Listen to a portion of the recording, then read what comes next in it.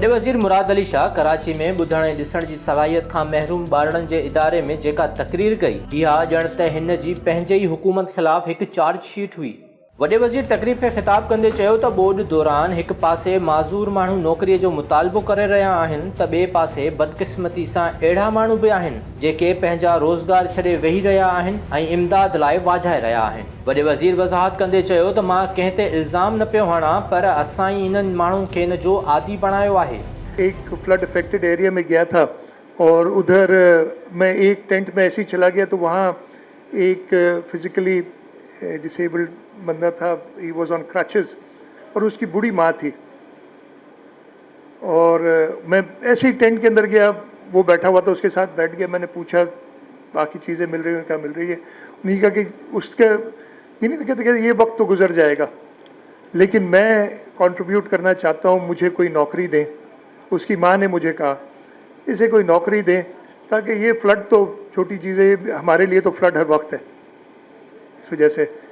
लेकिन ऐसे डिटर्मिन्ड लोग जो इस वक्त में काम करना चाहते हैं, इसलिए कि अनफॉर्चुनेटली मुझे ऐसी भी स्टोरीज मिली हैं कि जो इस वक्त में जो काम करते थे उन्होंने काम करना छोड़ दिया, वो इमदाद की तरफ देख रहे हैं, विच इज़ सैड। हमारी अपनी तरीक़ाकार इस तरीके से हमने लोगों को आदी किया हुआ है।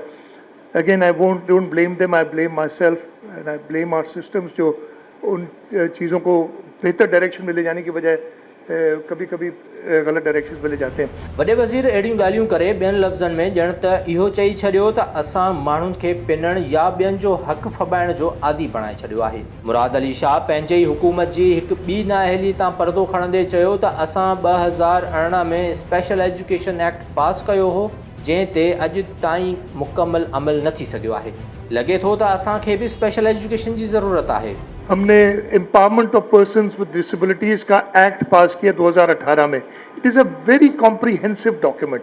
अनफॉर्चुनेटली 18 से 22 हो गए, हम उसको फुली इम्प्लीमेंट नहीं कर सके हैं। जो उसमें चीज़ें हैं, हमारी अपनी इश्यूज़ हैं, जो भी हम शायद हमें बहुत सारी स्पेशल एजुकेशन चाहिए in order to move faster। वॾे वज़ीर ब्यूरोक्रेसी जे गोथनाथ वारनि टक्साटनि जो बि ज़िक्र कयो ऐं चयो त असां सभिनी खे गॾिजी इन खे बहितर करणो आहे। मुराद अली शाह इदारियो स्कूल जे हलाईंदड़नि खे अपील कई त हू अहिड़ा तालीमी इदारा सिंध जे ॿियनि शहरनि में बि खोलनि। तक़रीब खे ख़िताब खां अॻु वॾे वज़ीर ॿुधण ऐं ॾिसण जी सलाहियत खां महरूम ॿारनि सां मुलाक़ात बि कई ऐं हिननि जे टैलेंट जी वाखाण बि कई।